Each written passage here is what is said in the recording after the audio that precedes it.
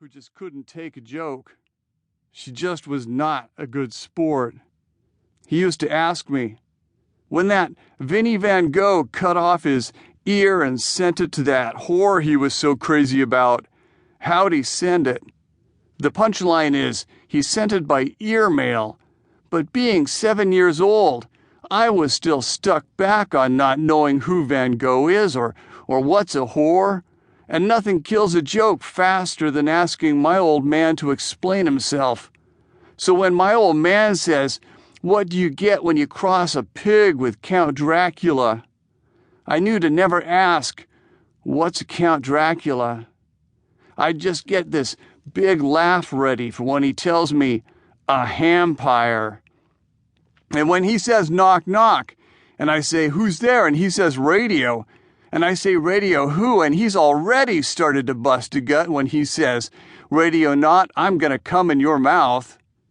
Well, what the hell? I just keep laughing.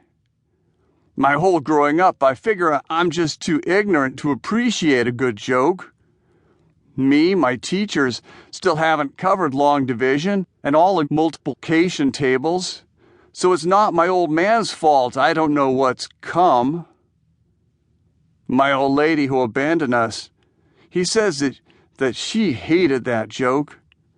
So maybe I inherited her lack of humor. But love. I mean, you have to love your old man. I mean, after you're born, it's not like you get a choice.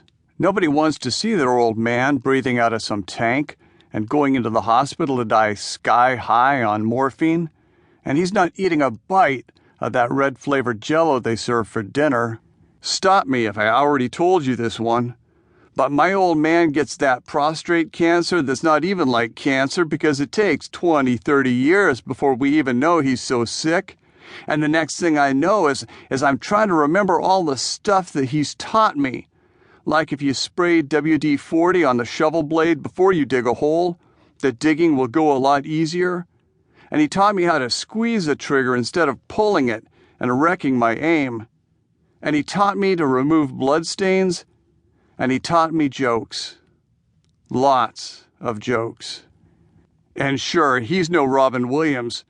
But I watched this movie one time about Robin Williams, who gets dressed up with a red rubber ball on his nose and this big rainbow-colored afro wig and those big clown shoes with a fake carnation stuck in his buttonhole of his shirt that squirts water.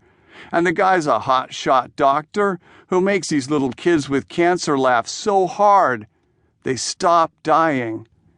Understand me, these bald kid skeletons who look worse off than my old man, they get healthy, and that whole movie is based on a true story. What I mean is, we all know that laughter is the best medicine. All that time being stuck in the hospital waiting room, even I read the Reader's Digest. And we've all heard that true story about the guy with a brain cancer the size of a grapefruit inside of his skull and he's about to croak. All the doctors and priests and experts say that he's a goner. Only he forces himself to watch non-stop movies about the Three Stooges. This stage 4 cancer guy forces himself to laugh non-stop at Abbott and Costello and Laurel and Hardy and those Marx Brothers. And he gets healed by the endorphins and the oxygenated blood. So I figure, what have I got to lose? All I need to do is remember some of my old man's favorite gags and get him started back laughing on the road to recovery. I figure, what could it hurt? So this grown-up son walks into his father's hospice room, pulls up a chair beside the bed and sits down. The son looks into his old man's pale, dying face and he says, "So this blonde gal walks into a neighborhood bar where she's never been before and she's got tits out to here and a tight little hiney, and she asks the bartender for a Michelob and he serves her a Michelob, except he sneaks a Mickey Finn into her bottle, and this blonde goes unconscious, and every guy in the bar leans her over the edge of the pool table and hikes up her skirt and fucks her. And at closing time, they slap her awake and they tell her that she's got to leave. And every few days, this gal with the tits and the ass, she walks in and asks for a Michelob and